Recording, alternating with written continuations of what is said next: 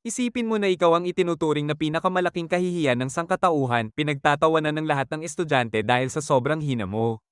Pero isang araw, aksidente kang nakainom ng 700 ang dugo ng vampira at bigla mong nakuha ang kapangyarihan ng lahat ng pinakamalalakas na salamangkero sa prestihiyosong Magical Academy, at doon nagsimula ang iyong paghihiganti. Si Tote Kono ay isang karaniwang at medyo dugyot na high school student na nakatira sa isang futuristic na bersyon ng Japan noong taong 2084. Nakilala bilang New Tokyo. 80 taon na ang nakalipas, ang mundong ito ay tinitirhan ng parehong ordinaryong tao at mga taong may kakayahang gumamit ng mahika. Noon, ang mga gumagamit ng mahika ay nananatili sa anino at itinatago ang kanilang pagkakakilanlan mula sa mga normal na tao. Ngunit sa nakalipas na dekada, unti-unti nang nabubunyag kung sino talaga ang mga salamangkero. Maraming tao ang humahanga sa kanila, pero may ilan ding nagiging mapanuri at mapang-api. Si Tota ay kasalukuyang nakatira sa maliit na baryo ng Tuko, na matatagpuan sa pinakailalim ng New Tokyo, at ang tanging paraan para makarating sa kabisera ay sa pamamagitan ng orbital elevator. Hindi ordinaryong bata si Tota dahil pangarap talaga niyang magkaroon ng kapangyarihan. Ito ay dahil 2 taon na ang nakalipas, nasangkot sa isang aksidente ang kanyang pamilya, at isang babae na nagngangalang Yukihime ang nagligtas sa kanya, at mula noon ay siya na ang nag-aalaga sa kanya.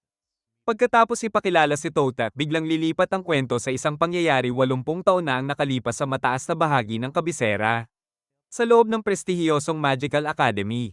Dito makikita natin ang isang maliit na lalaking may pulang buhok na nagngangalang Negi Springfield, na napapalibutan ng maraming magagandang babae. Kahit mukhang mahina at nerd ang itsura niya, siya pala ang pinakamalakas sa lahat at tinuturing ng mga babaeng ito bilang kanilang master. Lampas siya sa kahit sinong S-rank mage na kilala ng tao, at siya rin ang guro ng akademya pagdating sa lahat ng aspeto ng mahika. Matapos batiin ang kanyang mga estudyante, sinalubong siya ng kanyang pinaka-prized na alagad at #1 student na si Asuna, isang napakalakas na mage na may nakakatakot na kakayahan, at binigyan siya nito ng lubos na paggalang. Para ipakita kung gaano talaga kalakas si Negi, isang simpleng pagbahing lang niya ay sapat na para liparin ang mga damit ng lahat ng babae sa paligid. Dahil dito, nagalit sila ng husto habang nalalantad ang kanilang katawan, kabilang na si Asuna na tinawag si Negi na isang kahabag-habag na manyak at sinabing ginamit lang niya ang kanyang sobrang lakas para gawin ang ganitong kababuyan. Agad namang humingi ng tawad si Negi at sinabing hindi niya sinasadya dahil lang sa sobrang lakas niya, ngunit hindi na ito pinakinggan ni Asuna at inilabas niya ang buong lakas ng kanyang mahika laban sa kanya. Matapos ang insidenteng yon, wala nang muling nakarinig pa tungkol sa pulang buhok na guro. Habang nangyayari ang lahat ng ito, may isang babaeng nakaupo sa isang silid-aralan ilang palapag ang taas, tahimik na pinapanood ang labanan at may misteryosong aura. Isang babaeng may berdeng buhok ang tumawag sa kanya bilang headmaster. Siya ay si Evangeline A.K. McDowd, isang 700 taong gulang na immortal na vampira. Ayon kay Evangeline, hindi niya itinuturing na biyaya ang immortalidad dahil para sa kanya, napakalungkot ng mabuhay magpakailanman. Pagkalipas ng 80 taon, bumalik tayo sa kasalukuyan kung saan makikita si Evangeline McDowd na ngayon ay isa ng ganap na magandang babae at gumagamit na ng pangalang Yukihime. Siya ay nagtuturo na ngayon sa high school ni Tota. Habang papasok siya sa paaralan isang umaga, makikita natin si Tota at ang kanyang mga kaibigan na nagbabalak tumalon mula sa puno gamit ang mga kahoy na sandata upang sorpresahin siya. Sa oras na mapasok niya ang saklaw nila, sabay-sabay nila siyang inatake, pero agad niyang hinarang ang lahat gamit ang isang hindi nakikitang magical barrier, at pagkatapos ay pinatulog silang lahat gamit lang ang isang simpleng suntok. Maya-maya sa klase, pinagalitan niya sila dahil sa tangkang pag-atake at sinabi sa kanilang kulang pa sila ng 100 taon bago man lang maisip na kaya nila siyang talunin. Lumalabas na gusto pala nilang lahat na makaalis sa probinsya at pumunta sa kabisera ng New Tokyo para akyatin ang napakataas na tore na nagdurugtong sa Earth at outer space na tinatawag na orbital elevator. Para may magawa silang kahanga-hanga at makilala ang kanilang pangalan. Ngunit nagtakda ng kondisyon ng pinuno ng baryo na maaari lamang silang umalis kung matatalo nila si Yukihime, kaya naman paulit-ulit nila itong sinusubukang atakihin sa tuwing may pagkakataon. Habang pinapagalitan niya sila sa klase, tinanong nila siya tungkol sa hindi nakikitang pader na ginamit niya laban sa kanila, pero nagkunwari siyang walang alam tungkol dito at umarte na parang inosente. Tinanong nila kung iyon ba ang mahikang matagal na nilang naririnig. At nagreklamo si Tota na hindi raw patas dahil hindi man lang niya sinabi na kaya niyang gawin yon. Sa halip na hamupa, lalo lamang siyang nagalit at isa-isang sinuntok palabas ng paaralan ang lahat, sabay sabi kay Tota na hindi niya maalalang pinalaki niya ito para maging reklamador at talunan. Kinahapunan, isang kasamahan ni Yukihime na walang dating ang nagtangkang makipag-usap sa kanya at nagtanong kung hindi ba siya masyadong naging marahas sa mga estudyante, pero sinabihan niya itong itikom ang bibig at huwag manghimasok sa hindi niya problema. Pagkatapos ng klase, makikita si Tota na naglalakad sa tabing ilog kasama ang mga kaibigan habang pinag-uusapan nila ang pag-usbong ng mga magical app na nagpapahintulot sa mga normal na tao na gumamit ng mahika, ngunit kahit isa lamang ay nagkakahalaga ng 100,000 yen. Nang marinig ito, sinabi ni Tota na ibig sabihin lang noon ay kailangan nilang magsanay sa lumang paraan at talunin si Yukihime gamit ang sariling lakas para makaalis at makaakyat sa tore. Bigla namang naalala ng kanyang mga kaibigan na ngayong araw din ang anibersaryo ng pagkamatay ng mga magulang ni Tota na nasawi sa isang malagim na aksidente sa sasakyan 2 taon na ang nakalipas. Kahit siya ang nag-iisang nakaligtas, nawala naman siya ng alaala tungkol sa insidente at wala na siyang matandaan kahit ano tungkol sa kanyang pamilya. Nagdasal din siya sa puntod ng kanyang lolo na si Negi Springfield, at sa isang flashback, nalaman nating nakilala ni Negi si Yukihime sa mismong araw ng aksidente, kung saan naroon siya at nag-alok na alagaan si Tota mula noon. Sa simula ay marami silang pinagdaanan, pero habang mas nagkakakilala sila, lalo silang naging malapit hanggang sa hindi na sila mapaghiwalay. Matapos magdasal, tumalikod na si Tota para umuwi ngunit bigla niyang nakita ang multo ng isang batang lalaki na nagsabing hihintayin siya nito sa tuktok ng tore. Tinanong ni Tota kung bakit niya iyon sinasabi at kung sino ba talaga siya, pero bigla na lamang naglaho ang multo nang hindi nagbibigay ng sagot. Pagkatapos nito, umuwi siya at nagluto ng masarap na hapunan para sa kanya at kay Yukihime.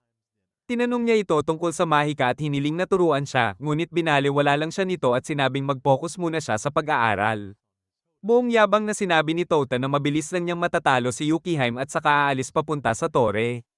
Kaya nagsimula siyang mag-ensayo gamit ang mga pabigat at patuloy na inaabangan at inaambush si Yukihime kasama ang kanyang mga kaibigan sa mga sumunod na araw ng walang tigil. Pero gaya ng inaasahan, sa bawat laban ay paulit-ulit lang silang pinupunasan ng sahig ni Yukihime at laging talo. Hanggang sa isang araw, nilapitan sila ng isa pa nilang guro na si Tachibana at inalok silang turuan ng mahika. Binigyan niya silang lahat ng mga basic magic app at sinabi na kailangan nila itong itago kay Yukihime, pagkatapos ay ipinakita pa niya ang isang simpleng spell para makalikha ng apoy. May isang nagtanong kung binasad ba siya ng propesora at kung ito ba ang paraan niya ng pagganti, pero sinabi niyang gusto lang talaga niyang tulungan ang mga bata at bigyan sila ng tulak para simulan ang sarili nilang pakikipagsapalaran. Maya-maya, tinanong ni Tota kung bakit hindi gumagana ang app niya, at ipinaliwanag ni Tachibana na may mga taong tulad niya na walang affinity sa mahika. Pero sinabi rin niyang may iba pang paraan para magamit ito, at inabot kay Tota ang isang espesyal na pulse heiress na ibibigay niya kay Yukihime.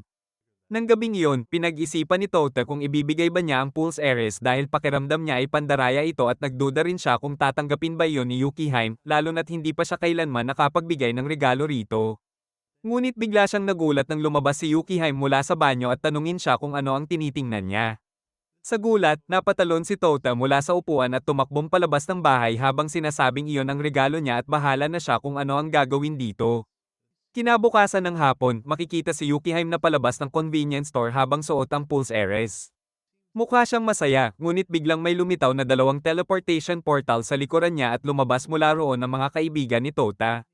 Gamit ang binding magic na gumapos sa kanya at pumihil sa kahit anong galaw. Itinutok nila ang kanilang maliliit na tungkod at sinabing mas malakas na sila ngayon at pinuri pa sila ni Yukihime dahil nagawa nila siyang matrap. Ngunit biglang lumitaw sa likuran nila ang kainahinalang propesor at sinabing magaling ang ginawa nila bago niya sila isa-isang patumbahin gamit ang mabilis at malulupit na galaw, pati na rin ang pagyurak sa kanilang mga tungkod. Pagkatapos nito, nagsummon siya ng maraming itim na sibat ng mahika sa likuran niya at sinabi kay Yukihime na napakahirap magpanggap na guro sa loob ng 6 na buwan sa paligid niya, pero sulit naman ang lahat bago niya pinakawalan ang mga sibat papunta sa kanya. Sinubukan ni Yukihime na harangin ang atake gamit ang sarili niyang mahika, pero ito ay napigil ng isang sealing spell na nakakabit sa pulse heiress, kaya tinamaan siya ng mga tinik na tumago sa kanyang katawan. Sinabi ng propesor na hindi na siya nagulat na hindi man lang siya natinag ng ganoong atake dahil iyon ang patunay kung bakit may nakapaskil na bounty poster si Yukihime na nagkakahalaga ng 600 milyong yen o humigit kumulang 4 na milyong dolyar. Pagkatapos ay isinoman niya ang kanyang espada at sinabi na kailangan na niyang tapusin ito agad dahil hindi matalinong patagilan ang laban kontra sa isang vampira. Ngunit biglang dumating si Tota at inatake siya gamit ang isang kahoy na espada habang sinisigawan siyang lumayo kay Yukihime at sa kanyang mga kaibigan.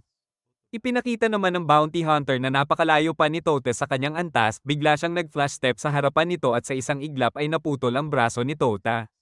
Tinawag niya itong isang mangmang at isip-ibon, sabay hingi ng paumanhin dahil dito na raw magtatapos ang kanyang pakikipagsapalaran bago niya ito tinangkang patayin gamit ang espada.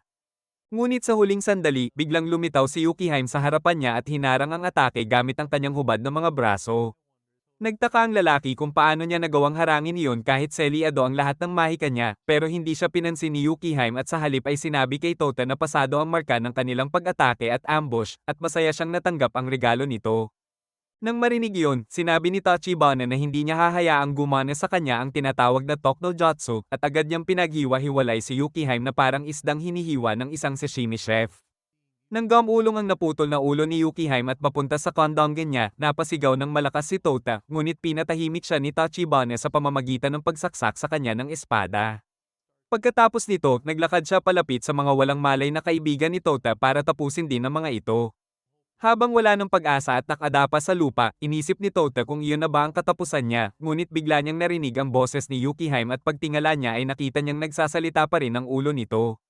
Nagtaka siya kung paano pa ito buhay, ngunit sinabi ni Yukihime na wala na silang oras para magpaliwanag at inamin na 2 taon na ang nakalipas ay ginawa niya siyang isang halimaw, at iyon ang dahilan kung bakit buhay pa rin siya hanggang ngayon. Ngunit ngayon ay may 2 pagpipilian siya. Mamatay bilang isang tao dito at hayaan ng hunter na burahin pati ang kanyang mga kaibigan o kusang inumin ang dugo niya at maging isang immortal na halimaw para iligtas ang lahat. Sandaling tumingin si Tota sa kanya at sinabi na iisa lang ang maaari niyang piliin, sa kanya din ilaan ang dugo ni Yukihime mula sa lupa. Sa sandaling iyon, nagising ang kapangyarihang nakatago sa kanya, mabilis na gumaling ang kanyang katawan, at nakatanggap siya ng sunod-sunod na power boost. Inihagis niya ang naputol niyang braso sa hunter para mapa-atras ito mula sa kanyang mga kaibigan at saka siya sumugod gamit ang kahoy na espada.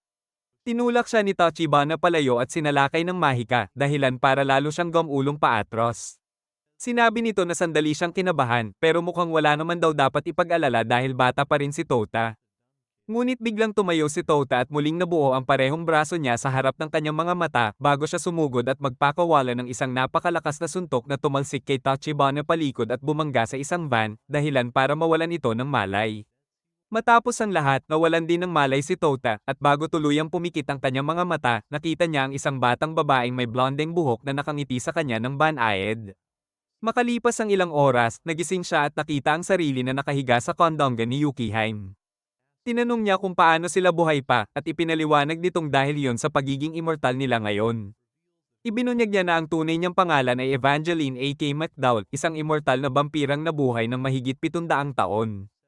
Idinagdag pa niya na hindi talaga namatay ang mga magulang ni Tota sa aksidente 2 taon na ang nakalipas, at sila mismo ang nagmakaawa sa kanya na iligtas ang buhay ng anak nila. Binigyan niya noon si Tota ng kaunting dugo kaya siya nakaligtas. Ngunit ngayon ay ganap na siyang immortal. Malungkot ang itsura ni Yukihime habang sinasabi ito, ngunit ngumiti si Tota at sinabing mabuti na rin iyon dahil hindi na niya kailangang matakot sa kamatayan, at ibig sabihin lang nito ay mas marami pa siyang panahong makakasama si Yukihime. Sinabi ni Evangeline na isang malungkot na bagay iyon at sinubukan niyang ipaliwanag ang mas malalim na kahulugan sa likod nito, ngunit sinabi ni Tota na mas gumaan ang pakiramdam niya nang malaman na buhay pa siya.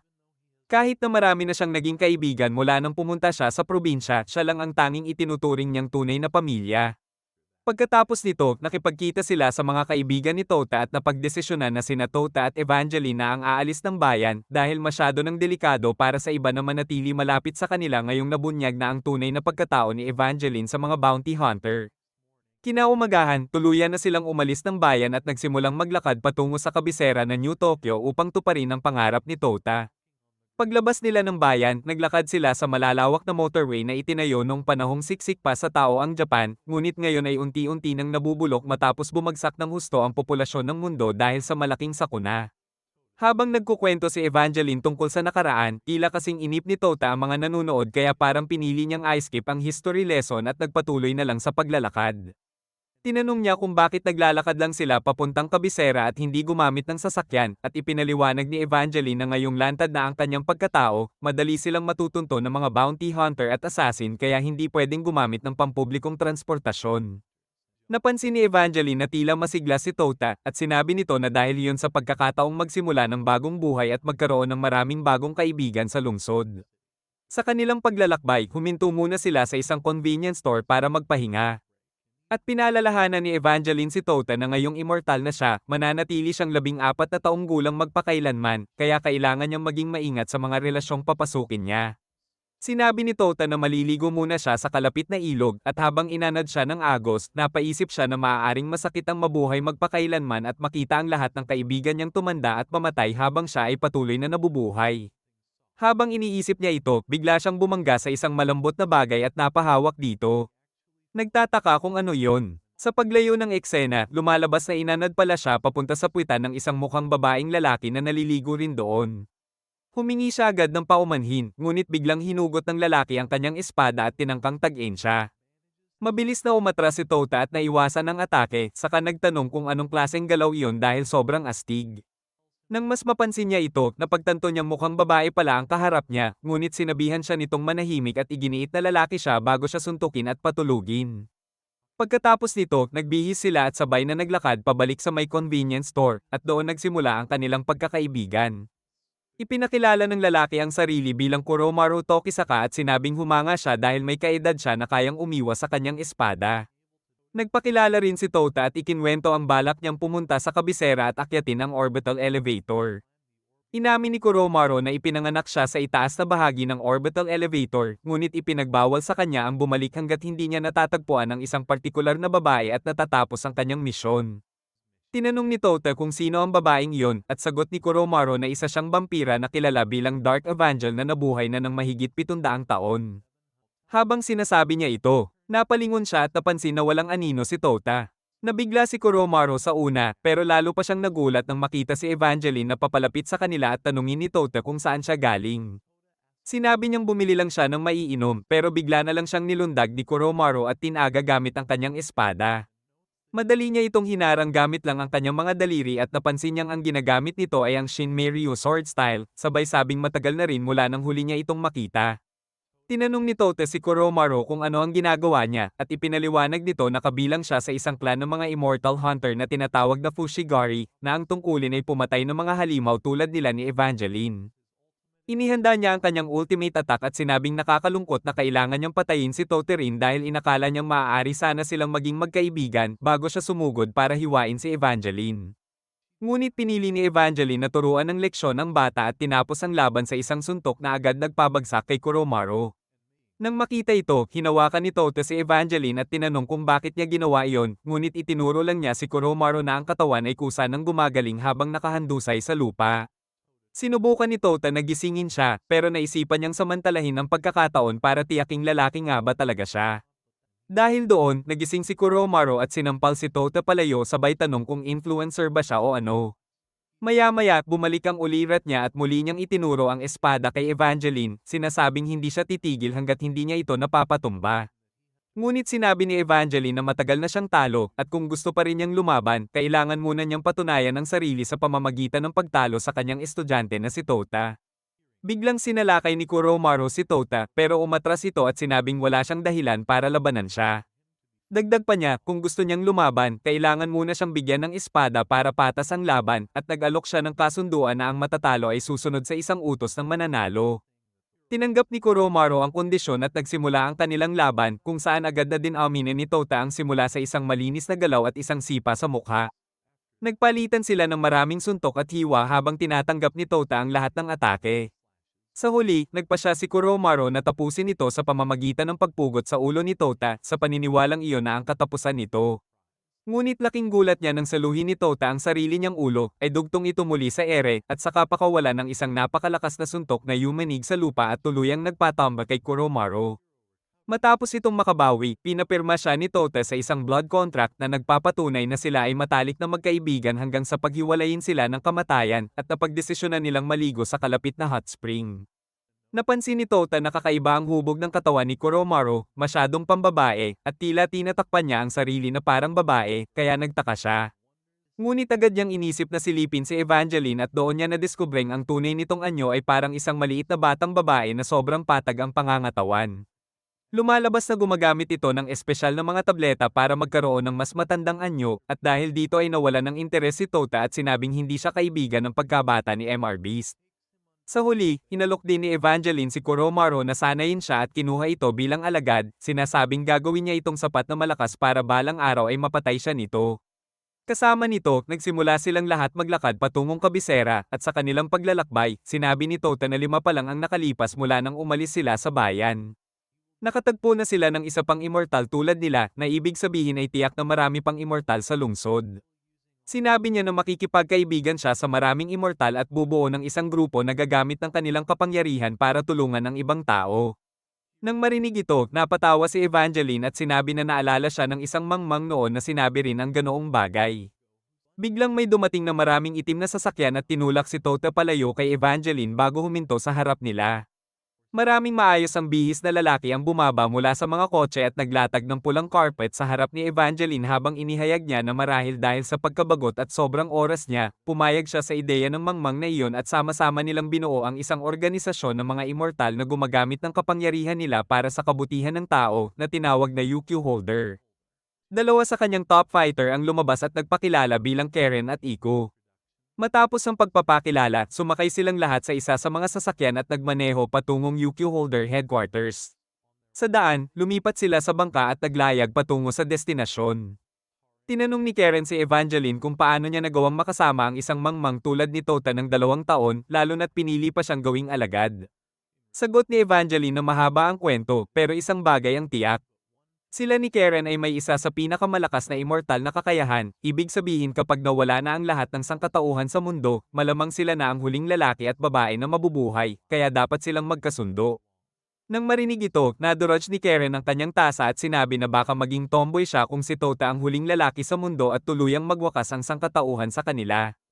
Pagkatapos nito, dumating sila sa UQ Holder Headquarters na nasa 10 kilometro mula sa baybayin ng New Tokyo sa lugar na tinatawag na Fairland Hall. Mukha itong parang hot spring resort pero sarado sa publiko. Pagpasok, sinalubong si Evangeline ng mainit na pagtanggap mula sa maraming tauhan habang nagtataka si Tota kung lahat ba doon ay vampira tulad nila. Biglang nagsalita si isang lalaki na nagngangalang Makabe mula sa likuran at sinabi na may iba't ibang uri ng immortal sa mundong ito, mula sa mga vampira hanggang sa mga taong may espesyal na kakayahan na parang may extra life sa video game. Ipinakilala niya ang sarili bilang UQ Holder number 6 at ang kaibigan niya bilang number 10. Si Karen ay number 4 at lahat sila ay kabilang sa mga immortal na alagad ni Evangeline. Sinabi ni Tota na sabik siyang makipagkaibigan sa lahat pero sinabi ni Makabe na kailangan muna niyang pumasa sa isang pagsubok para patunayan ang kanyang kakayahan. Ipinaliwanag niya na kadalasan, ang pagsubok ay binubuo ng pagtulong sa resort tulad ng paglipol sa isang pugad ng shape-shifting monsters sa ilalim ng lupa pero pinahintulutan sila ni Evangeline na baguhin ito. Kaya ngayon, bawat isa ay makikipaglaban sa isa sa mga numbers at papasa sila kung makakatalo kahit isang suntok lang. Ang oras ng pagsubok ay hanggang paglubog ng araw sa ika-7 araw mula ngayon at malaya silang gumamit ng surprise attacks o lumaban ng patas, alinman ang mas madali. Pagkatapos, sinabi niya kay Kuromaru na siya ang makikipaglaban sa kanya at si Karen naman ang pipiliing labanan si Tota. Kasama nito, nagsimula na ang pagsubok at agad na nabury si Tota sa lupa matapos siyang matamaan ni Karen nang subukang tumalon sa ibabaw niya. Sinubukan din ni Kuromaru ang kakayahan ni Makabe at natanto niyang wala siyang pagkakataon na manalo sa kasalukuyang level niya. Madali namang iniiwasan ni Makabe ang lahat ng atake niya nang hindi gumagamit ng espesyal na kakayahan o sandata, at ipinaliwanag nito ang agwat ng kanilang lakas. Nagpatuloy ang laban ng ilang oras ngunit walang umuusad. Sa kalaunan, naupo silang pareho para huminga sandali, at sinabi ni Tota na nahihirapan siyang talunin si Karen gamit ang surprise attacks niya. Bigla nilang napansin ang isang batang babae na may asul na buhok na naglalakad na may bitbit na maraming trash bag. Natapon siya at nahulog ng parang tanga. Kaya nagdesisyon ng dalawa na tulungan siya sa kanyang gawain. Nagpakilala ang babae bilang Yukihiro at sinabi na nagtatrabaho lang siya sa inn at isa lang siyang normal na tao. Maraming nangyari mula nang lisanin niya ang kanyang baryo, at sa kabila ng pagiging ordinaryong tao na walang immortalidad o mahika, nagkaroon siya ng trabaho rito. Sinabi ni Tota na huwag siyang mahihiya na humingi ng tulong anumang oras dahil makakatulong ito na panatilihing aktibo ang katawan niya. Tinanggap ng babae ang alok at sinabi na kailangan niyang ilipat ang ilang pinggan sa storage shed kaya tinulungan siya ng dalawa. Samantala, naaalala ni Evangeline ang kanyang panahon sa malaking magical academy nang siya ay tinuruan ni Negi bilang kanilang English teacher. Matapos malaman ang kanyang pinagmulan at kakayahan sa mahika, nagpa siya si Negi na sumailalim sa isang pagsubok upang maging kanyang disipulo. At iyon ang parehong pagsubok na ibinigay niya noon gamit ang isa sa kanyang mga retainers na si Chachamaru. Samantala, naglakad sina Negi at Kuromaru patungong storage shed habang bitbit ang mabibigat na pinggan. Nagtaka sila kung nasaan ang shed pero isang kakaibang boses ang naggabay sa kanila patungo sa isang maliit na gusali na humahantong sa isang underground cave. Napagtanto nilang mali ang lugar pero nagpasya silang silipin ito at natuklasan ng isang itim na espada na nakabaon sa sahig. Napansin din nila ang isang lasing na matandang lalaki na nakaupo sa gilid at tinanong sila kung sino sila. Nagtaka siya kung mga estudyante ba sila na dinala ni Yukiheim at sinabi na nakakatawa na nadiskubre nila ang kanyang secret base sa kanilang unang araw. Ipinakilala niya ang sarili bilang Yukio Holder No. 2, Jinbei, ang pangalawang pinakamalakas sa organisasyon pagkatapos ni Yukiheim mismo. Sinabi ni Kuromaru na tiyak na magaling siya, ngunit bumagsak ang bote ng alak ni Jinbei at sinabing baka okay pa rin kung lalamunin niya ito mula sa lupa. Pagkatapos, sinabihan niya si Tota na subukan ng espada at kung mapaputol niya ito, magiging mahusay na sandata ito dahil ginawa ito ng legendary swordsmith.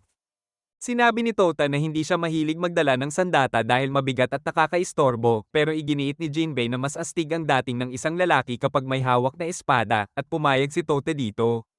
Lumapit siya at sinubukang hilahin ang espada, ngunit hindi gumalaw kahit na kaunti. Sinabi ni Jinbei na hindi niya sinabi na madali ito at ilan na ang malalakas na lalaki na sumubok nitong nakaraang dekada ngunit wala pang nakatatagumpay. Ngunit biglang narinig ni Tota ang parehong boses na naggabay sa kanya rito. At sinabing ibalik lang ang dial at subukang hilahin muli. Gumawa si Tota ng eksaktong sinabi ng boses at madaling nahugot ang espada, kaya nagtaka si Jinbei kung anong klaseng trick ang ginamit niya para magawa iyon. Sinabi ni Tota na may narinig siyang boses na nagsabi sa kanya na gawin iyon at biglang nagsalita rin ang espada mismo na nagsabing siya ang boses na iyon mula pa noon. Ang pangalan niya ay Kobo at nabagot na lang siya sa pagkakahiga at pagkakalawang kaya pinili niyang ipag-amit kay Tota. Sinabi rin nito kay Jinbei na ipaliwanag niya sa bata ang lahat ng kakayahan nito. Kinuha ni Jinbei ang espada mula kay Tota at sinabi na kailangan pa niyang mamaster ito kung gusto niyang maging tunay na sarili niya ang sandata. Iniangat niya ang dial sa espada at itinapon pabalik kay Tota. Sinubukan ni Tota na hulihin ito pero sobrang bigat ng espada kaya nahulog ang kamay niya kasama nito sa lupa. Ipinaliwanag ni Jinbei na ang Kobo ay isang gravity sword na kayang dagdagan o bawasan ang bigat nito sa pamamagitan ng dial sa hawakan. Sinubukan niyang itaas ang bigat sa 1,000 beses para sa simula pero mukhang kailangan ni Tota magsimula sa mas magaan na bigat. Pagkatapos, itinakda niya ang dial sa 50,000 at nagpakita ng malakas na swing para ipakita kung gaano kalakas ang Kobo. Labis itong ikinatuwa ni Tota at pumayag siyang mag-ensayo hanggang mamaster niya ito para magamit bilang trump card laban kay Karen sa huling araw ng pagsubok. Dito nagsimula ang maliit na training arc kung saan sina Tota at Kuromaru ay nag-ensayo sa ilalim ng lupa sa loob ng 6 na araw gamit ang Black Sword bago haminin si Karen at Makabe sa ika-7 araw. Sa laban ni Kuromaru, sumugod siya ng diretso at sinimulan ng atake kay Makabe gamit ang mas pinong galaw. Pinuri siya ni Makabe sa bilis ng improvement. Pero sinabi niyang hindi pa ito sapat at sinimulang umatake. Inihagis niya ng paulit-ulit ang espada kay Kuromaru bago putulin ang braso nito at sabihing tapos na ang laro. Ngunit bahagi ito ng plano ni Kuromaru, nakuha niya ang ideya mula sa laban niya kay Tota noong unang pagkikita nila. Habang nahuhulog, inihagis niya ang kanyang putol na braso pabalik kay Makabe at sinaksak ito sa likod gamit ang braso na pinutol niya na nagulat si Makabe. Sinabi ni Makabe na pasado na siya sa pagsubok at nahulog sa lupa. Ngunit biglang nag-glitch ang katawan niya parang karakter sa Riot game at nabuhay muli na parang may higit sa 254 na buhay na natitira. Samantala, nakipaglaban si Tota kay Karen sa isang patas na one-on-one na laban at ginamit ang kanyang weight-adjustable sword para baguhin ang bilis at bigat ng mga swing. Sa isang punto, nakuha niya si Karen sa sorpresa sa pamamagitan ng pagbabago ng bigat sa 0.1 times at pinatamaan siya nito. Nakaiwas si Karen sa pamamagitan ng pagyuko pabalik pero natalo siya ni Tota sa isang sipa at sinundan ng atake sa leeg. Bago pa niya ito maituloy, narinig nila si Yukihiro na sumisigaw sa background, kaya agad na tumakbo si Tota upang tulungan siya. Doon, nakita nila si Yukihiro na napalilibutan ng maraming shape-shifting monsters na may acidic saliva. Dumating si Karen para tumulong at nilikha ang traps para mailabas ang mga monsters sa bukas, pero isa sa kanila ay nagpasya pa ring gawing hapunan si Yukihiro. Tumalon si Tota at pinadala ang halimaw sa kabilang mundo gamit ang kanyang atake at nailigtas si Yukihiro pabalik sa rooftop. Maya-maya, sumali rin sina Makabe at Kuromaru at tinanong si Tota kung ano ang nangyayari. Sinabi ni Tota na papatayin lang niya lahat ng monsters bago tumalon gamit ang 50,000 times weighted strike mula kay Kobo. Ang atake ni Tota ay nagpadurog sa lahat ng monsters na parang pizza sauce at pati si Karen ay natulak pabalik dahil sa aftershock. Sinabihan siya ni Karen na sobra ang lakas ng ginawa niya at sinabi na sapat na sana ang 10,000 times. Biglang sumali si Yukihiro at pinuri sila sa mahusay nilang pagtatanggal ng mga halimaw at sinabi na iyon ay galing sa underground nest pero hindi niya alam bakit sila napunta sa ibabaw. Tinanong niya si Tota kung pasado na ba siya sa test at sinabi ni Karen na oo. Dahil nagawa niyang masira ang uniforme niya sa atake kanina. Nang marinig ito, nagsimula silang magdiwang ni Kuro, pero pinutol ni Yukihiro ang selebrasyon at sinabi na noong tiningnan niya ang underground, may mga palatandaan na may nagkalat doon gamit ang mabigat na sandata kaya pinapunte niya sila sa ibaba bilang parusa sa paglabag sa seal. Sinabi niya na naayos niya ito pansamantala gamit ang ice magic pero hindi ito magtatagal kaya mas mabuti pang lipulin nila lahat ng monsters. Pagkatapos, tumingin siya kay Jinbei na sinusubukang kumain palabas ng cave at sinabi na nakita niya ang paborito niyang wine bottle na basag doon sa cave, malapit sa lugar kung saan nakaselyo si Kobo. Kaya pinapante rin niya si Jinbei sa ibaba at sinabi na ayusin ang kanyang mga pagkakamali. Kinabukasan, nakikita si Tota na nag-eeensayo ng espada mag-isa at kinukwento kay Yuki ang tungkol sa kanyang unang misyon bilang number sa organisasyon. Matapos makapalo kay Karen, narank siya bilang number 7 habang si Kuro ay number 11, ayon sa sabi ni Yukihiro. Dito opisyal na silang bahagi ng organisasyon at ang kanilang unang misyon ay patungong slum sa labas ng kabisera kung saan tila nasa panganib ang ilang bata. Sinabi ni Yukihiro kay Karen na suportahan sila sa misyon at pinapunte sila doon. Habang tumatakbo patungong destinasyon, ipinaliwanag ni Karen na noong 21st century, pantay ang kahirapan sa buong mundo at hindi exempt ang Japan. Ang panahon matapos ang ganitong uri ng financial unrest ay nagdulot ng pagkakaroon ng slum sa buong bansa. Bagaman hindi maiiwasan, iniisip ng ilang high-class na delikado ang mga lugar na ito at hindi dapat payagang mabuhay sa lipunan, kaya sinusubukan nilang sunugin at lipulin ang mga bayan para paalisin ang mga tao, at kadalasan ay tuluyang alisin sila. Idinagdag niya na ang UQ Holder ay isang organisasyon ng mga outcasts at immortals sa pinagsasama ang kanilang lakas para tulungan ang mga nangangailangan, kaya misyon nila na protektahan ang mga bata. Nang marinig ito, natuwa si Tota at sumulong para atakihin ang ilang lalaki sa black suit na nakaharang sa harap ng ilang bata na kasama ang kanilang mahirap na tagapangalaga. Habang lumilinaw ang usok, nagpakitang gilas si Tota at sinabi na hindi tama ang manloko sa mga batang ulila, pero ipinaliwanag ng tagapangalaga na ang mga lalaki ay mula sa UQ Holder at nandyan para tulungan sila. Nang makita ito, napatingin si Tota sa paligid at napagtanto ang ginawa niya, habang tinawag siya ni Karen na mangmang. Lumabas na ang mga lalaki ay nandyan para magbigay ng seguridad at tumulong sa paghahanda ng pagkain para sa mga bata sa slums, pero dahil ang kanilang ace ay nasa lupa na, nagpasya silang piliin ang maghahanda ng pagkain sa pamamagitan ng arm wrestling competition. Sa huli, natalo si Tota sa lahat ng matches at siya na lang ang napiling chef para maghanda ng pagkain para sa buong linggo.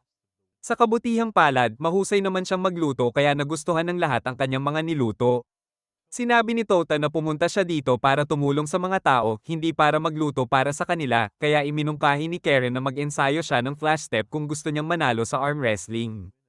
Tinanong niya kung ano ang koneksyon nito sa arm wrestling, pero inignore siya ni Karen.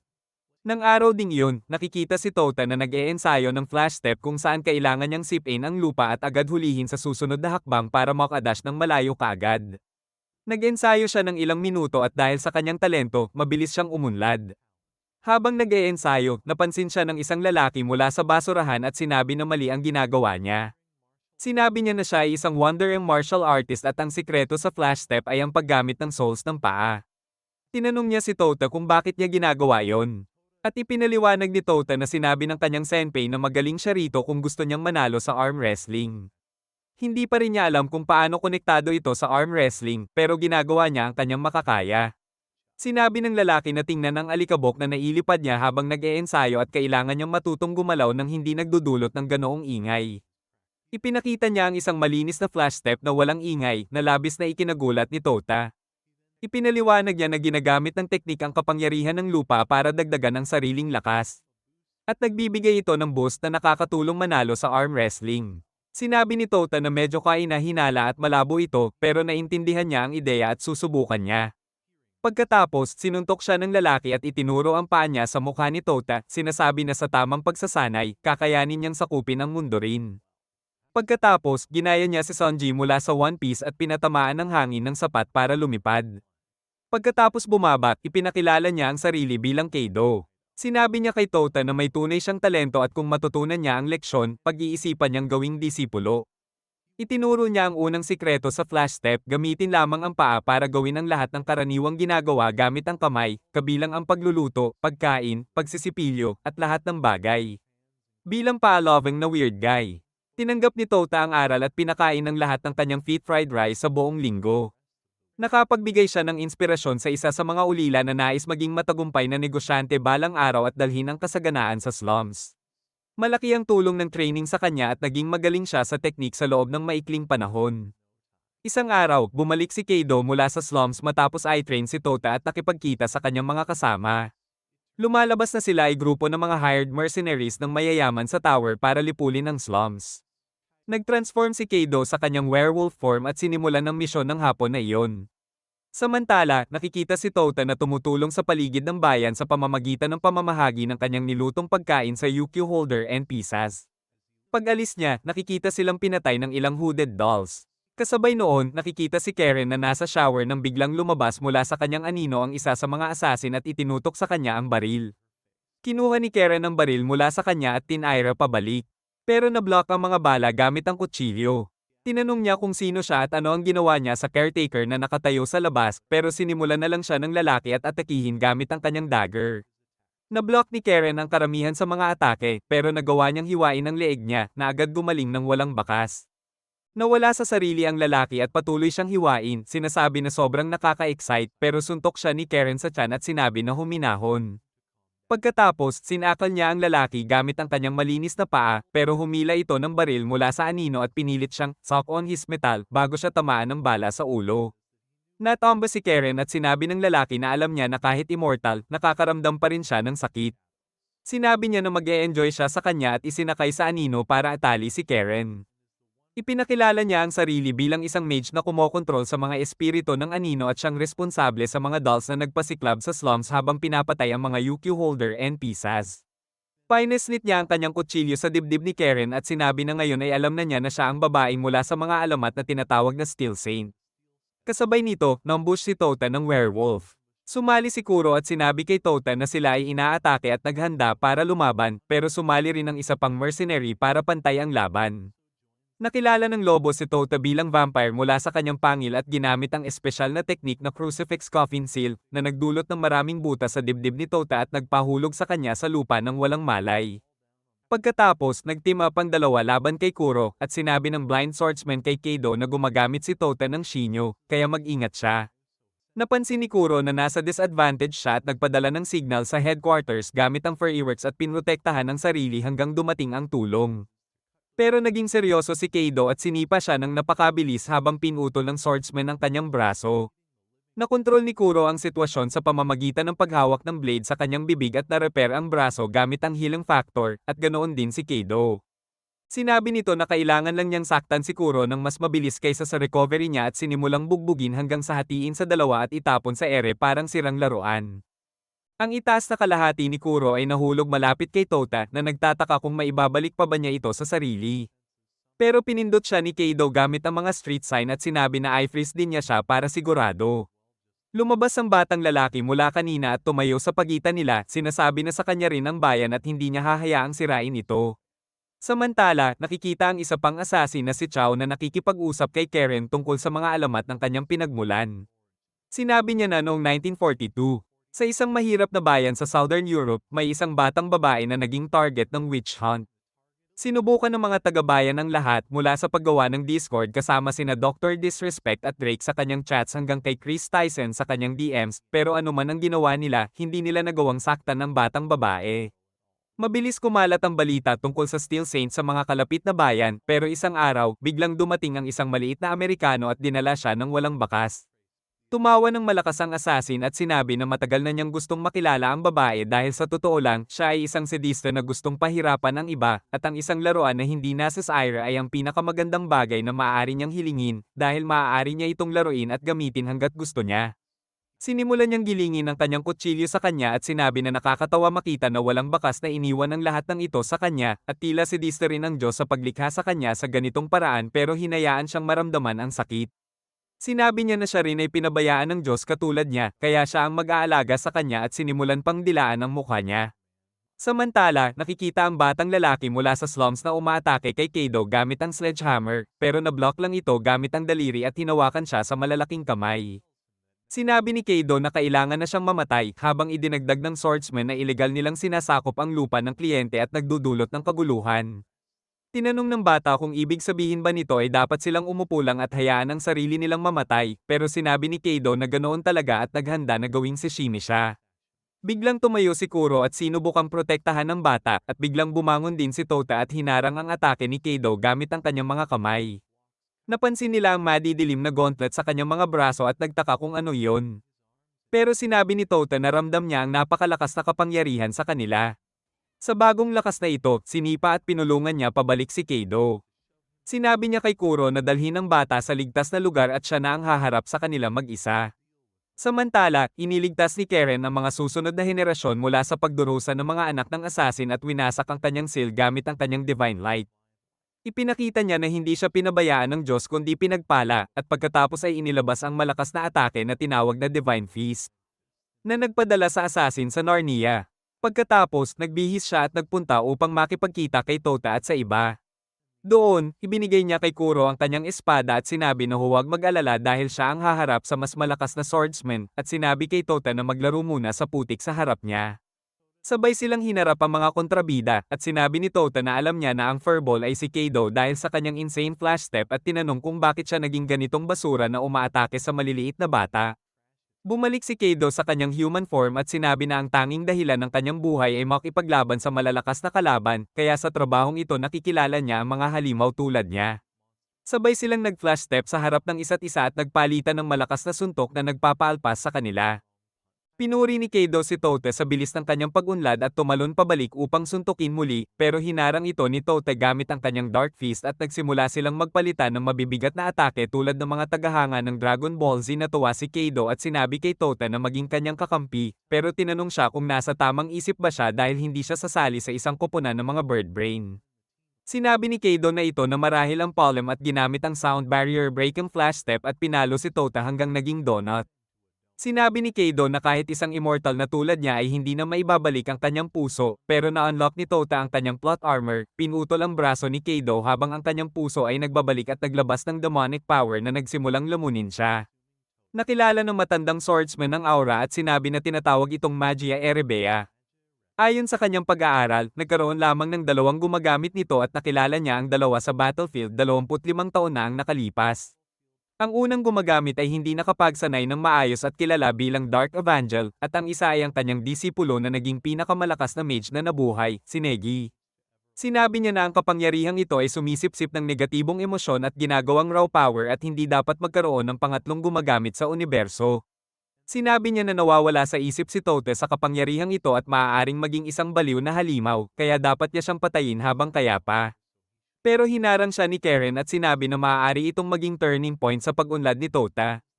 Kaya hindi niya hahayaan na makialam siya, at kung sakaling maging banta sa sangkatauhan, ang UQ holders ang mananagot. Samantala, sinuntok ni Tota si Kaido at pinadala siya pabalik sa mga gusali at pagkatapos ay naglabas ng sunod-sunod na suntok, pinapalo siya tulad ng ama niya. Matapos mapalo, ngumiti si Kaido at sinabi na palagi niyang hinahangad na mamatay sa laban at handa na siya ngayon habang sinasabi kay Tota na tapusin na siya.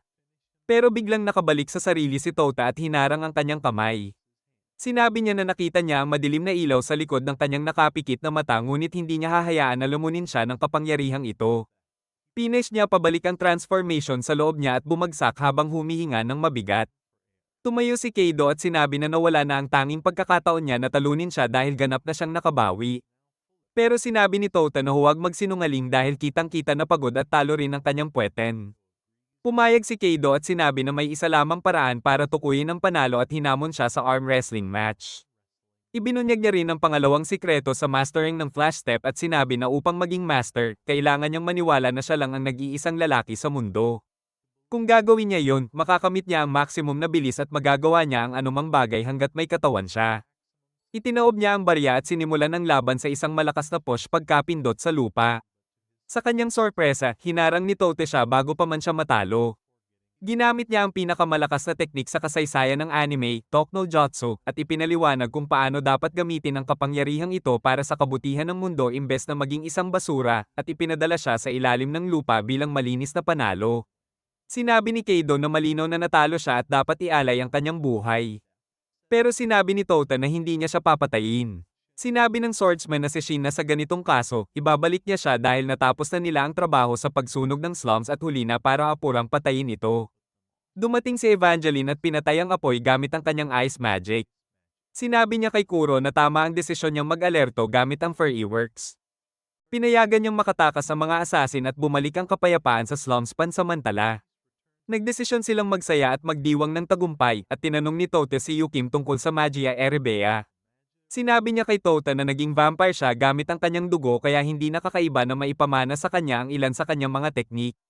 Nagsimula ang party habang may isang tao na nagmamasid sa kanila mula sa isang space station gamit ang drone at kinukumpirma na si Tota ang hinahanap niya. Kinabukasan, nakita si Kuro na naglalakad patungo sa kwarto ni Tota dala si Kobo. Nakalimutan kasi ni Tota ang espada sa lupa bago siya lumabas sa misyon at hindi nagamit ito sa laban sa slums. Nagreklamo si Kobo at nagpasalamat kay Kuro sa pagdadala sa idiot. Tinanong ni Kuro ang espada kung may alam ito tungkol sa Magia Erebea at nagduda kung kasing simple ba ito gaya ng sinabi ni Yukim kahapon. Sinabi ni Kobo na malinaw na nag-aalala si Kuro kay Tota at mahal niya ito. Sumagot si Kuro na hindi ganoon ang ibig sabihin at ibinalik ang espada sa lupa bago tumakbo palabas na parang nahihiyang babae. Napanood niya si Tota habang kausap si Yuki na sinoong siya sa sea-bike na ginawa niya mula sa mga natagpuang scraps. Pagbalik, sinabi ni Yuki na pangarap niyang manalo sa solar race na ginaganap kada taon at dahilan kung bakit siya pumunta sa kapital, ngunit pangarap pa rin ito. Hinikayat siya ni Tota at sinabi na bahagi ng pangarap ang mangarap ng malaki at sinusuportahan niya siya. Naalimpungatan si Kuro sa damdamin niya at nagtataka kung ano ito. Nang sumunod na araw, pumasok si Karen sa kwarto ni Kuro para humingi ng tulong sa isang trabaho ngunit nakita siya habang nagbabago ng damit. Akala niya babae si Kuro at sinabi na kailangan niyang ilipat ang dorm dahil hindi pwede ang lalaki at babae sa parehong kwarto. Ipinaliwanag ni Kuro na lalaki siya at dinala siya palabas. Ipinahayag niya na kabilang siya sa lahi ng demi-humans na walang kasarian hanggang 16 na taon kung kailan kailangan pumili ng isa sa dalawang kasarian. Nakita ito ni Karen at hinugot ang espada para atakihin si Kuro at tanungin kung ano ang pipiliin niya. Sinabi niya na maging babae si Kuro at mabuhay ng masaya kasama si Tota dahil malino na may damdamin siya rito at makikinabang din si Karen dahil aalis siya kay Yukim. Pinigil siya ni Iko at sinabi na hindi tama pilitin ang opinyon sa iba. Sinabi niya na narinig niya ang lahat at andyan lang siya sa paligid. Iminungkahi nila na pumunta si Kuro sa isang date kasama si Tota bilang babae para maranasan niya at makapagdesisyon ng maayos. Pinayagan siyang mag-transform sa babaeng katawan at ginulayan ang buhok ng blonde para sa disguise. Nakipagkita siya kay Tota bilang pinsan ni Kuro, si Koru. Sinabi niya na limitado ang oras kaya gusto niyang ipakita sa kanya ang bayan at pumayag si Tota. Naglakad sila palabas para makipagkita kay Yuki at humiram ng sea-bike papunta sa kapital. Napansin nila sa daan ang isang maliit na babaeng may blonde na buhok na naglalaro ng buhangin. Sinabi ni Yuki na ang pangalan niya ay Kiri at mukhang plano rin niyang lumabas. Pagkatapos noon, naglakad sila sa paligid ng kapital at nag-enjoy sa maraming tindahan at stalls at sa huli nagpahinga sila sa isang parke. Aksidenteng nadapa si Koro nang masira ang strap ng kanyang sandal. Napansin niya na mas mahina ang kanyang katawan at reflexes kumpara sa kanyang male body, pero pinaupo siya ni Tota at inayos ang sandal gamit ang kanyang mga kamay na naging dahilan para maiyang mabigat si Koro. Humiling siya kay Tota na dalhin siya sa orbital elevator ng tower. Nagbayad sila ng humigit kumulang $35 para makarating sa observation deck halos 1 milya sa itaas ng sea level. Natuwa si Tota at sinabi na pangarap niyang maabot ang tuktok ng tower, kaya tinanong siya ni Koro kung bakit. Naalala ni Tota ang multo na nagsabi na hihintayin siya sa tuktok ng tower, ngunit sinagot niya na ang pangunahing dahilan ay dahil pinanggako niya sa kanyang mga kaibigan sa kanayunan na sama-sama silang makakaabot sa tuktok at gagawa ng isang kahangahangang bagay. Narinig ito, sinabi ni Koro na ang saya sigurong magkaroon ng ganitong mga kaibigan, at sinabi ni Tota na talagang nagpapasalamat siya sa kanila, ngunit ang kanyang pinakamatalik na kaibigan ay si Kuro, na ikinahiya si Koro.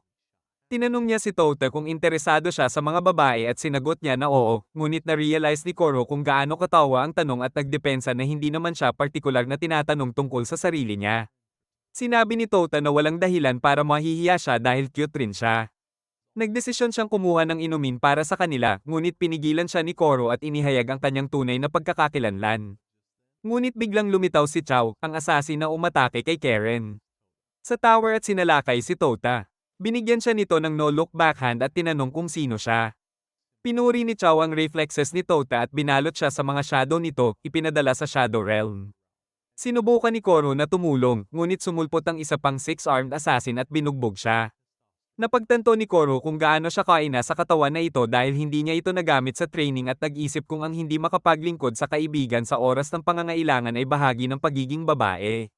Nagdesisyon pa rin siyang bumangon at sapain ang mga kalaban, ngunit sinalakay siya ng assassins at nahulog mula sa tower habang pinapalo. Sinubukan ni Chow na dalhin din siya, ngunit nagdesisyon si Kuro na sumuko sa pangarap na ito, nag-transform pabalik sa male form at binugbog si Chow, ipinadala siya palayo. Nasagip niya si Tota at hinarap ang six-armed assassins, ngunit sinabi na wala ng dahilan para lumaban pa dahil dumating ang mga pulis. Hapon iyon, nagbalik sa sarili si Tota at tinanong si Kuro kung ano ang nangyari. Gumawa siya ng cover story at sinabi na may terrorist attack at sinusubukan silang dukutin, kaya siya ang sumagip at pinaalis ang mga ito habang dinala si Koro sa ligtas na lugar. Sinabi niya na nadismaya siya na hinayaan ni Tota na madali siyang dukutin at nagpasalamat si Tota sa pagsagip sa kanya. Sinabi niya na nagpapasalamat siya na may partner tulad niya na naging dahilan para magdesisyon si Kuro na manatili bilang partner ni Tota sa buhay. Pagkatapos noon, bumalik sina Toa at Kuro sa headquarters at sinalubong nina Karen at Iko na excited malaman ang nangyari. Kinuha ni Karen si Kuro at tinanong kung bakit hindi siya nakadress at nasa female body, ngunit sinabi niya na mahaba ang kwento. Samantala, ipinakilala ni Iko si Toa kay Kiri, ngunit sinabi nito na siya lang ang makakausap ni Toa at dinala siya sa isang maliit na eskinita sa compound. Doon, humarap siya at sinabi kay Toa na maging may respeto dahil siya ang senior sa organisasyon at pinaupo siya sa sahig. Sinabi niya na tumahol para sa kanya at sinubukang yapakan ang mukha niya, sinasabing tawaging walang kwentang idiota si Toa. Pinagpahinga ni Toa ito, pinili siyang buhatin sa kwelyo at tinanong kung ano ang problema niya. Sinabi ni Kiri na kailangan niyang hayaang yapakan siya ng 6 beses para sa lahat ng beses na nabigo siya, ngunit sinabi ni Toa na ito ang unang beses nilang magkita at hindi niya maintindihan. Sa huli, huminahon siya at nagsimulang sabihin ng isang bagay, ngunit biglang lumitaw si Chow mula sa anino at tinadtad ang kanyang lalamunan gamit ang kutsilyo. Napagtanto ni Toa kung sino siya at sinubukan siyang habulin, ngunit hinawakan siya ni Kiri sa kamay habang humihinga siya ng huling hininga at biglang na-teleport silang dalawa pabalik sa oras kung kailan ginawa niya ang sandcastle. Nalito si Toa at nagtataka kung paano sila nagbago ng lokasyon at ipinaliwanag ni Kiri na binago niya ang oras gamit ang kanyang kakayahan. Dumating sina Iko at Karen sa yacht at hiniling ni Kiri na dalhin siya sa kapital. Nagtaka si Karen kung paano nakabalik si Toa sa headquarters gayong dapat kasama niya si Koro, ngunit tinanong siya ni Iko kung alam niya ang kakayahan ni Kiri. Ipinaliwanag ni Kiri kay Toa na ang kanyang kakayahan ay tinatawag na reset and restart na nagbibigay daan sa kanya na gumawa ng mga checkpoint gamit ang sandcastles na nagpapahintulot sa kanya na ibalik ang oras sa sandaling iyon tuwing mamamatay siya. Maaari rin niyang ibalik ang kaluluwa ng mga taong direktang hawak niya sa oras ng kamatayan, kaya naibalik niya si Toa kasama niya. Sinabi niya na sinubukan niyang gawin ito ng 6 beses dati, ngunit palaging tumatakbo si Toa para habulin ang kanyang assassin. Tinanong ni Toa kung bakit niya nais kausapin siya, at ipinaliwanag ni Kiri na may mangyayari sa hinaharap na siya ang sentro, at nais niyang ipaalam ito sa kanya ng maaga. Pagdating nila sa kapital, nakatagpo muli ni Toa si Kuro. Kinuha siya ni Karen at tinanong kung bakit hindi siya nakadress at sinusubukan ni Iko ipakilala si Kiri kay Toa, ngunit sinabi ni Kiri na siya lang ang makakausap ni Toa at dinala siya sa isang eskinita. Doon, kinuwento niya kay Toa na noong first playthrough niya, papunta siya sa tuktok ng elevator bilang isa sa mga shareholders at may meeting siya na kailangang daluhan, pero pagdating niya sa kapital, nagtagpo sila ni Toa at Ikuro na sumama sa kanya kasi sobrang excited siya malaman na makakaakyat siya sa tuktok ng tower. Pero may dumating na hindi inaasahan. Bago pa niya matapos ang sasabihin, lumitaw si Chow mula sa anino at sinubukang atakihin siya, pero kasama na ni Toa si Kobo at ginamit niya ito para labanan si Chow at ibinalik ito sa dumpster. Sinubukan ni Chow na bumawi, pero pinalipad siya ni Toa parang Team Rocket gamit ang bigat ni Kobo na 100,000 times at bumalik siya sa usapan kay Kiri. Ipinaliwanag niya na pagdating nila sa tower, nakita nila ang isang lalaki na si Fate. Kilala siya bilang isa sa pinakamalalakas na mages sa mundo at may dahilan kung bakit gusto niyang dukutin si Toa. Pinagsamantalahan niya silang lahat pati sina Karen at Iko at kinuha pa ang buhay niya habang sinasabi na siya lang ang may-ari ni Toa. Pero dahil sa kanyang kakayahan, nakabalik siya sa reset point niya at nagdesisyon na sabihin kay Toa ang lahat. Umabot ng 8 playthrough bago makarating sa kasalukuyan, kaya galit siya kay Toa nung una silang nagkita.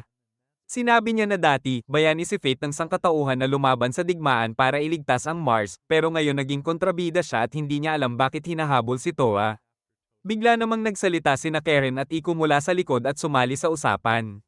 Nagdesisyon silang lahat na sumakay sa tren papunta sa tower at sa biyahe, ipinaliwanag ni Kiri na may dalawang plano siya. Ang plan B ay gamitin ang kanyang kakayahan para i-reverse ang oras at subukan ng ibang approach, habang ang plan A ay dakpin si Fate at dalhin sa headquarters para alamin ang kanyang layunin. Ipinaliwanag niya na susubukan nilang pigilan muna si Fate na kunin si Toa, pero kung hindi kaya, gagamitin niya ang kakayahan niya para ibalik si Fate sa oras sa isang sandcastle sa ilalim ng headquarters kung saan naghihintay si Evangeline. Pagkatapos mapagdesisyonan ito, pamwesto sila sa tower at naghintay kay Fate. Habang naghihintay, isang hooded blondie ang tumakbo kay Toa at naglagay ng seal sa kanyang likod at tumanggap siya ng tawag mula kay Yukim na nagkwento na 80 taon na ang nakalipas, nakipaglaban si Fate kasama ang kanyang lolo na si Negi para ayusin ang problema sa Mars. Sumali siya sa kanila kalaunan at nabuo nila ang UQ holder, pero 20 taon na ang nakalipas nang pumanaw si Negi, nagbago ng husto ang personalidad ni Fate at naging kaaway at banta sa sangkatauhan. Hinahabol niya si Toa dahil sa nakaraan niya kay Negi, kaya kahit anong sabihin niya, dapat tanggihan. Nalito si Toa sa lahat ng ito at inisip na baka marami pang sagot si Fate, pero ipinaalam ni Kiri at ng iba ang pagdating ni Fate at pinayuhan siyang mag-focus. Ayon sa plano nila, magpapadala sila ng laser attack mula sa kalawakan gamit ang satellite ni Iko, pero pinigilan siya ni Toa at sinabi na kasama rin ni Fate ang mga kaibigan niya mula sa probinsya kaya magpapakalma siya. Nakita ni Toa ang kanyang mga kaibigan at tinanong kung ano ang ginagawa nila doon habang sinusubukan ni Iko na i-shoot ang laser sa pag-asa na maprotektahan ni Toa ang kanyang mga kaibigan, pero biglang pinuputol ng isang dark-eyed maid ang kanyang braso at sinabi na wala siyang gagawin. Nakipag-usap si Toa sa kanyang mga kaibigan at nalaman niya na lumipat rin sila sa lungsod at nandun para tingnan ang tower. Sinabi niya na dapat silang kumain muna, pero hinarang sila ni Fate na nakatayo sa pagitan niya at ng kanyang mga kaibigan at sinabi na natutuwa siyang makilala siya sa wakas. Ipinakilala niya ang sarili bilang matagal ng kaibigan ng kanyang lolo at kinidnap ang mga kaibigan ni Toa bilang mga hostage, sinasabing ginawa na niya ang background check sa lahat ng kilala niya. Dagdag pa niya, dapat sumama si Toa kung gusto niyang malaman ang higit pa tungkol sa kanyang nakaraan at maging dakilang tao tulad ng kanyang lolo, kasi sinasayang niya ang talento niya kung mananatili lang siya sa babaeng tulad ni Yukim. Tinanong ni Toa kung bakit ganoon kalaban sa kanya si Fate tungkol kay Yukim, at sinabi niya na isa itong tusaong babae na nanlilinlang at nagmamaniobra sa iba para magawa ang gusto niya.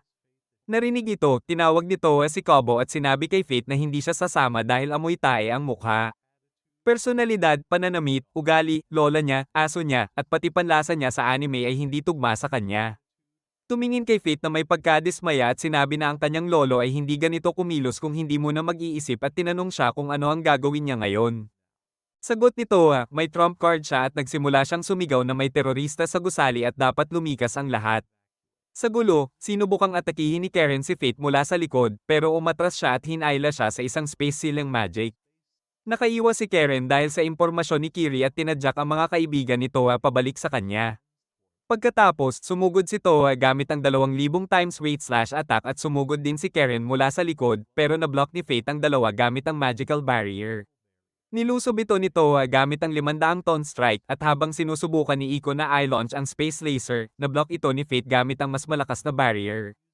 Habang sinusubukan ni Kuro na dalhin si Kiri kay Fate, biglang humarang ang isang monghe, pero natapos ni Kuro ang misyon niya sa pamamagitan ng paghagis kay Kiri kay Fate parang kowala at nakipaglaban sa monghe.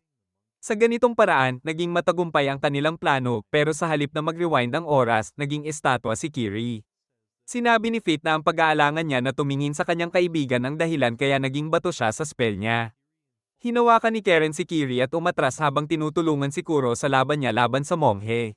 Sumali rin sa labanan ng 6 na brasong assassin at dinala si Kuro palayo habang nakipaglaban si Iko sa maid ng mag-isa. Nagdesisyon si Toa na makipag-uneon 1 kay Fate para makakuha ng mga sagot. Gumamit siya ng flash step para sa surprise hit pero pinadeflect lang siya ni Fate at pinalipad pabalik. Lumapit si Fate sa harap niya, tinanong kung bakit hindi siya gumagamit ng kanyang espada at bumuhos ng maraming daga patungo sa kanya. Na-deflect lahat ni Toa ang mga ito at natanggal ang kanyang damit sa proseso. Sumagot siya gamit ang espada at iba't ibang weight settings at nagawa pang gasgasan ng pisngi ni Fate. Ngumiti si Fate at itulak siya pabalik gamit ang Earth Magic habang umiwas, tumawag si Karen kay Toa at sinabi na may countdown timer sa kamay ni Kiri ng 1 minuto at 5 segundo. Ngumiti si Toa at sinabi na maniwala siya sa sarili at nagsimula siyang mag-stall sa laban kay Fate gamit ang mga pangit na biro at panunuya. Nagdesisyon na si Fate na sapat na at hinawakan si Toa sa ulo pero ginamit ni Toa ang pagkakataon para ibagsak silang dalawa sa lupa gamit ang bigat ni Kobo, eksaktong tama bago pumutok ang timer.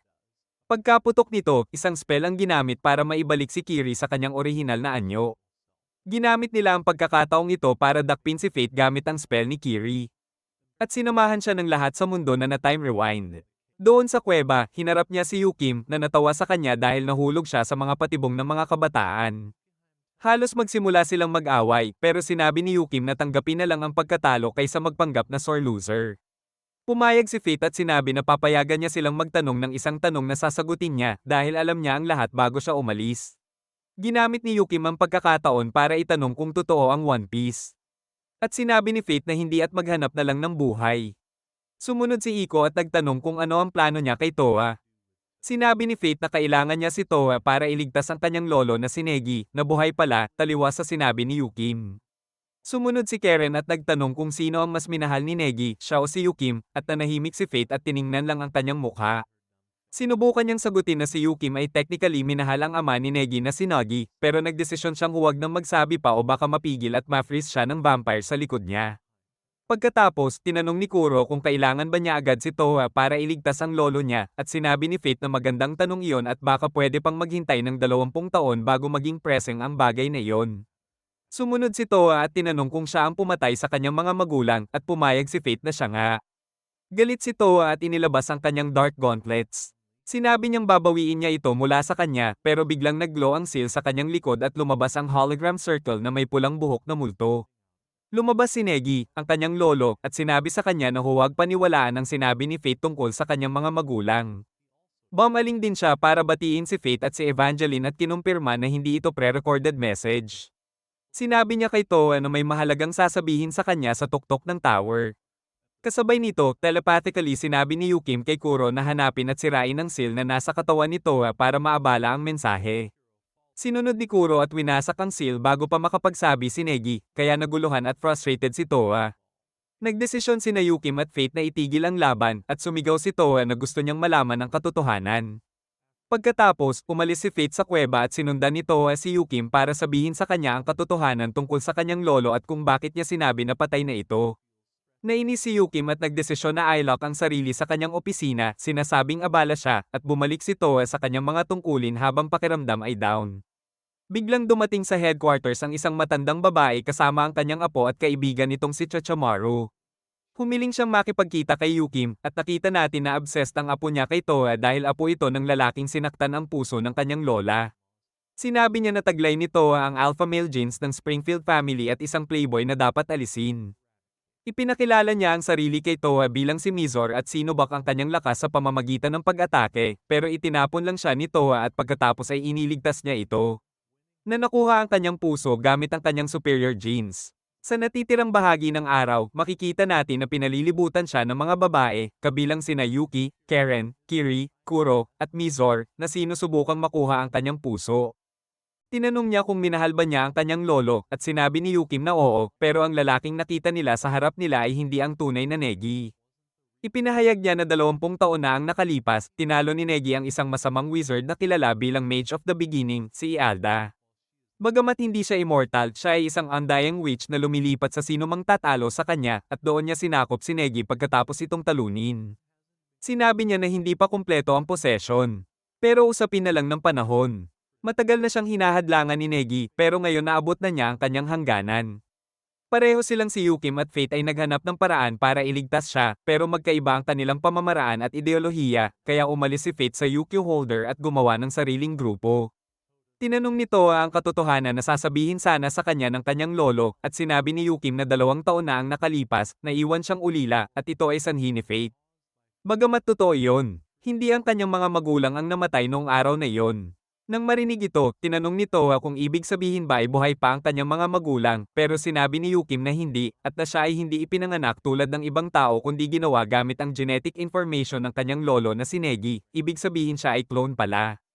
Nang marinig lahat ng ito, labis na nalungkot si Toa at halos depresyon. Pakiramdam niya ay naloko siya sa buong buhay niya, at kahit mabuti na hindi niya nawala ang kanyang alaala. Mas nakakatakot na malaman na wala rin siyang totoong alaala mula sa simula. Dahil dito, nagdesisyon si Mizor na pasayahin siya at dinala siya sa kapital kung saan ginaganap ang promotional matches bilang festival para sa Maora Martial Arts Tournament, kung saan naglalaban ang malalakas na martial artists mula sa buong mundo para sa top spot. Ang preliminaries ay ginanap sa Great Maora Academy at ang finals ay sinasabing gaganapin sa tuktok ng tower. Pinukol niya ang excitement ni Toa at sinubukan nilang sumali sa tournament, pero dahil naubos na ang lahat ng entry slots bago pa magsimula ang preliminaries, hindi sila nakasali ngayong taon. Pagkatapos nito, pumunta sila sa mataas na lugar para magkaroon ng magandang tanawin ng lungsod at nakilala nila ang lola ni Mizor, na ipinakilala bilang dating estudyante ni Negi at kaklase ni Yukim, si Ayaka. Ipinakilala rin niya sa kanila sina Chachamaru at Mana, na ngayon ang direktor ng Maora Academy at host ng tournament. Pagkatapos, bumalik silang lahat sa lumang classroom at nag-usap tungkol kay Negi.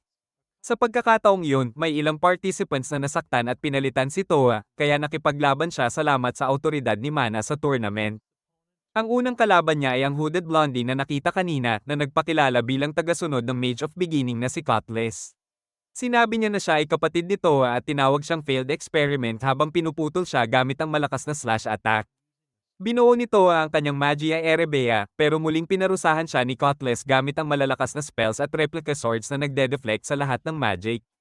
Nagsimulang mawala ng kontrol si Toa, pero salamat sa ilang talk no cheers jutsu mula sa kanyang mga kaibigan sa crowd, nakabalik siya sa sarili at nagdesisyon na gumawa ng comeback bilang main character na siya. Pero sinabihan siya ni Cutlass na tumahimik dahil kanilang turn pa rin, at biglang dumating si Negi sa arena sa kanyang totoong katawan.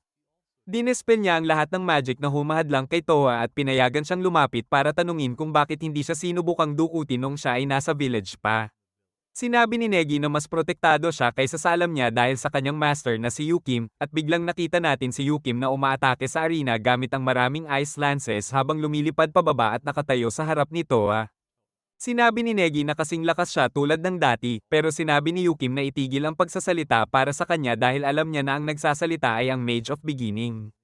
Sinabi ng mage na kailangan nilang lumaban ng todo at kinulong si Yukim gamit ang dalawa sa kanyang subordinate at dating classmates na sina Nedoka at Yo. Sumali rin sa laban ng isa pang fighter na si Jack na nakaturo ang malaking espada kay Toa, pero hinarang ni na Karen at Kuro ang atake at sumali rin sa battlefield kasama si Kiri. Sinabi ni Yukim kay Toa na hindi niya alam kung bakit si Nayu, Nadoka, at Jack ay kasama ng Ialda, pero ayaw niyang makipaglaban sa ganitong lakas kung pwede siyang umiwas. Bukod dito, si Negi ay isang dakilang mage na may napakalakas na magical power. Biglang bumahing si Negi at napabihis ng hubad ang lahat sa arena gamit ang kanyang kakaibang magical power, at sinabi ni Yukim na patunay ito kung gaano siya kalakas dahil na-disarm niya ang lahat gamit lang ang isang bahing. Sinubukang bumili ng oras ni Kiri para makaisip ng plano sa pamamagitan ng pagsabi na dapat kausapin ni Negi si Toa at kumbinsihin siya. Pero inihayag ni Nedoka ang totoong intensyon ni Kiri gamit ang kanyang artifact na nagpapakita ng iniisip at alaala ng target sa anyo ng mga salita at larawan sa kanyang libro, habang inihayag ni Yo ang lahat tungkol kay Toa bilang experimental clone na ginawa sa isang secret lab gamit ang genes ni Negi at ng kanyang estudyanteng si Asuna. Biglang narinig nila ang kakaibang boses at lahat sila ay hinayla papunta sa isang imaginary world. Nakilala ni Toa ang isang lalaki na si Albi Aryo, na siya ring lumikha kay Kobo. Ipinakita niya ang nakaraan ni Yukim at kung paano niya nakilala ang kanyang great-grandfather na si Nogi at umibig sa kanya sa unang tingin. Pero sa kasamaang palad, hindi binigyang pansin ni Nogi ang kanyang damdamin at nagpakasal sa iba at nagkaroon ng anak na si Negi. Dahil sa kanyang pagmamahal sa alpha male genes, umibig siya kay Negi nang sumali ito sa kanyang academy bilang guro at kalaunan bilang estudyante niya sa Magic. Pero hindi rin niya binigyang pansin ang damdamin ni Negi, pero nagkaroon pa rin siya ng kasiyahan kasama siya. Sinabi ni Toa na masaya siya na nakita ang ngiti ni Yukim sa kanyang alaala at pinasalamatan si Albi Aryo sa pagpapakita nito, pero sinabi niya na hindi ito kanyang alaala. Biglang lumitaw ang Mage of Beginning sa harap nila at kinulong si Yukim sa kanyang spell. Pinuputol niya ito, at tinusok din ni Albiario si Toa sa maraming bahagi hanggang siya ay nahulog at nagsimulang gumapang papunta sa ibabang bahagi ni Yukim. Nang mahawakan niya ito, sinabi niya na hindi na ito kailangang magdusa at siya na ang magsasama sa kanyang eternal life. Naging masaya si Yukim at nakabalik agad sa kanyang sarili. Tumalon pabalik si Toa para umiwas sa malaking atake mula kay Ialda, at sinabi ni Yukim na ito ay isang imaginary world na ginawa ng mage kung saan kaya niyang gawin ang kahit ano. Sinabi niya na pwede pa silang magkaroon ng pagkakataon na palayain ang kanyang lolo kung mababasag nila ang isip niya rito at nagsimula siyang umatake sa kanya.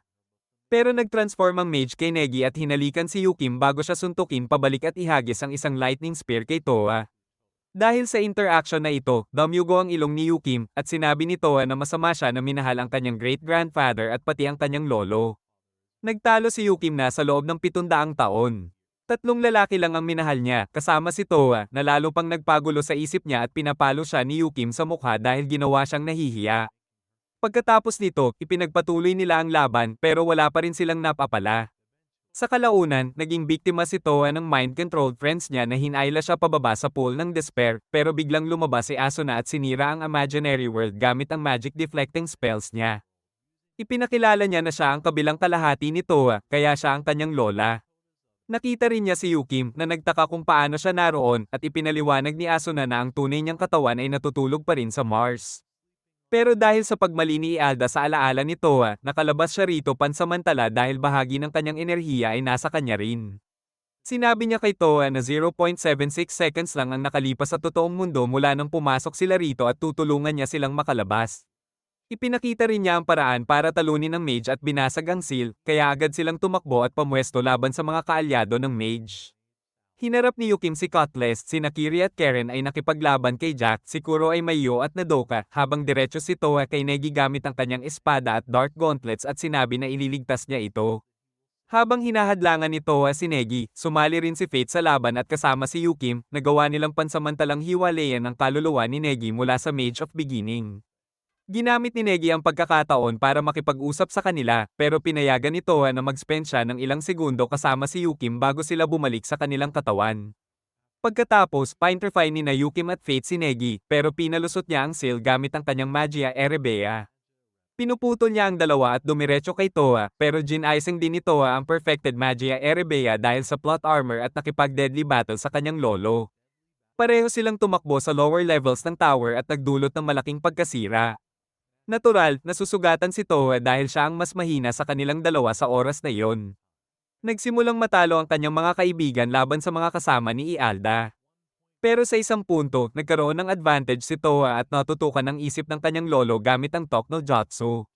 Pero biglang pinigil siya ni Jack nang mahulog siya sa arena. Nagdesisyon si Negi na tapusin siya gamit ang malakas na spell, pero humarap si Kiri sa kanya gamit ang banta na ibabalik ang oras. Huminto si Negi sa atake, pero kanidnap siya ni Cutlass at sinimulang torturin sa harap ni Toa.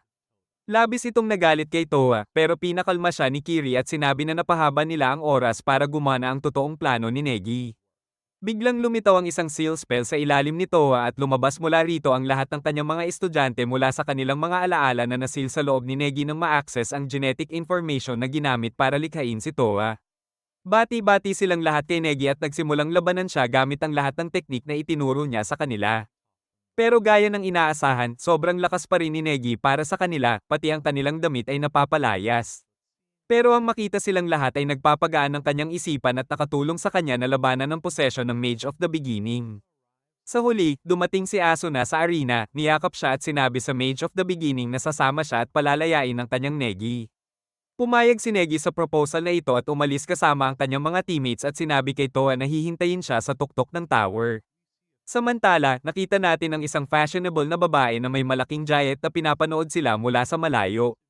Sa maliit na tagumpay na ito, bumalik silang lahat sa kanilang base at makikita ang mga babae na nag-aalala kung sino ang pipiliin ni Toa sa kanila.